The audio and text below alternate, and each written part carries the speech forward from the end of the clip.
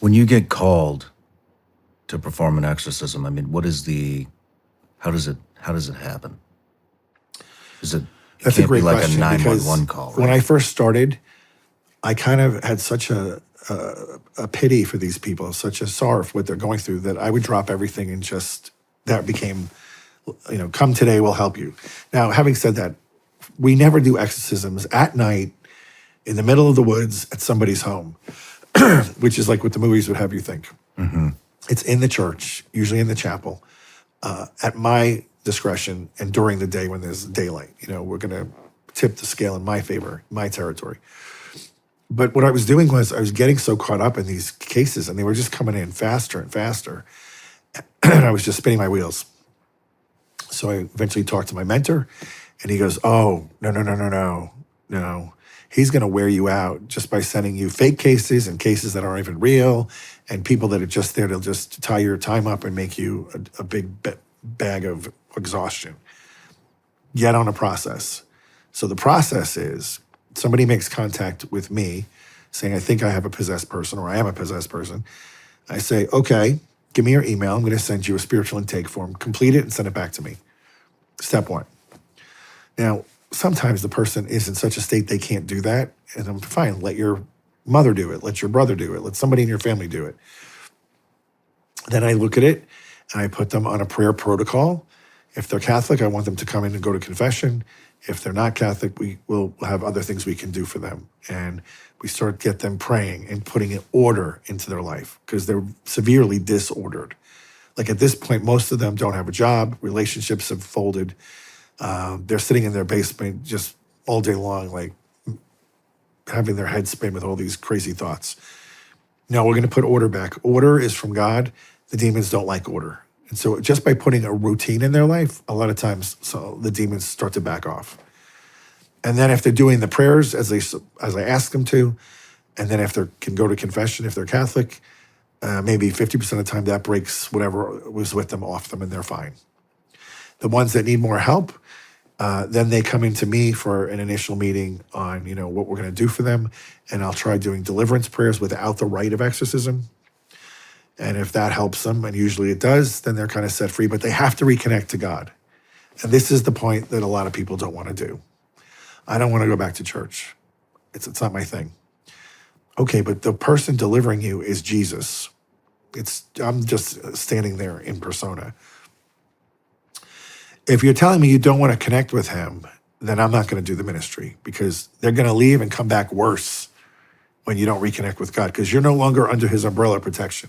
If you're going to hang out over here and you don't come under his umbrella, I'm not doing the ministry, because they're just going to whack you even harder when they come back. So we're done. Some of them will then say, "Okay, I'll go back," but they don't. And then I get another phone call in a month. "It's worse." I go, "I told you it would be worse. You didn't listen. Are you serious now?" "Yes, I'm serious. I'm going to go back to church." "Okay, go back and then call me, and then we'll start." Because it's not magic. It's relationship. He's got the power. Like I said in the beginning, like, we want to be his best friend. He wants to be our best friend. Like, what a great deal. Like, the author of salvation wants to be your best friend, the one who has all the power. This is the strong man, Jesus. Like, why wouldn't you want to be his friend? And when we are his friend, we're protected. He kind of keeps things at bay and away from us until we go out straying and looking for those things ourselves. So that's a hard thing for people to understand. I had a woman who was so physically crippled by these spirits. She was hunched over like an old lady. She said, "I'm not ready to go back to church." I go, "All right, good luck. Call me when you're ready." Another 6 months she calls. She's practically, can't even move. She's so debilitated. So me and another exorcist went with me to her home. Since I already had met with her, I kind of knew she had a real problem. We brought a witness with us as well, a woman. It's always a woman if it's a woman who needs help. And I do the prayers, and she's completely set free. And she stands up, and she's fully erect as a normal person. She's not hunched over anymore. Her countenance is back. Like, she looks like she's peaceful, happy, smiling. Her eyes are bright. Like, it's a different person. And I'm like, how many years ago we should have been doing this, and you waited? But thank God you finally did it. But it can be all consuming. Yeah, it sounds like it. I mean, how do you determine if it's a possession or if it's a mental health issue? Well, the Code of Canon Law says I have to have moral certitude. It's kind of a vague statement. So if they have supernatural strength, we know that's one. So if I see somebody, if I see somebody throw a 300-pound man with one hand, I'm like, that's not her. If they have a deep-seated aversion to things that are holy, that's another telltale sign. There's 3 of them. That's 2. The third one is if they have knowledge of things they could never know. So the most obvious cases that probably we've all seen, if you've been doing this long enough, is, you can get a 20-year-old person who has a fairly low degree of education, like they barely can read and write. And then suddenly during their deliverance prayers, they start screaming at me in Latin. And I'm just like, hold on. Pretty sure this little kid here doesn't know Latin or Greek or any other ancient language. So those would be big signs. For me personally, so like in my break room, the big water jugs, like I don't know how many gallons they are, 20, 30-gallon jugs. The water that I drink is holy water. So I make that holy water. It has the exorcism salt in it. So on the first time I meet an alleged victim, I bring them into the break room and I say, hey, it's hot outside. I'm going to grab some water. You want some water?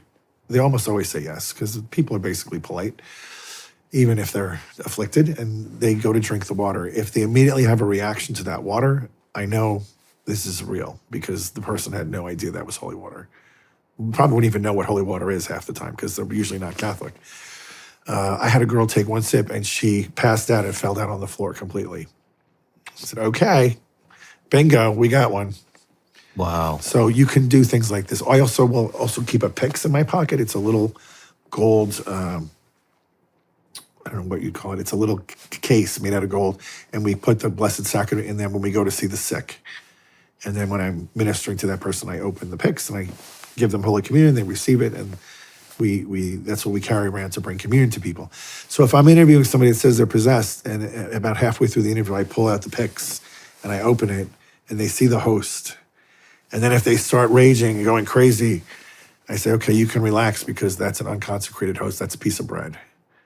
So I think it's more of a psychological issue you're having, not demonic. Because the demon would know. That's just bread.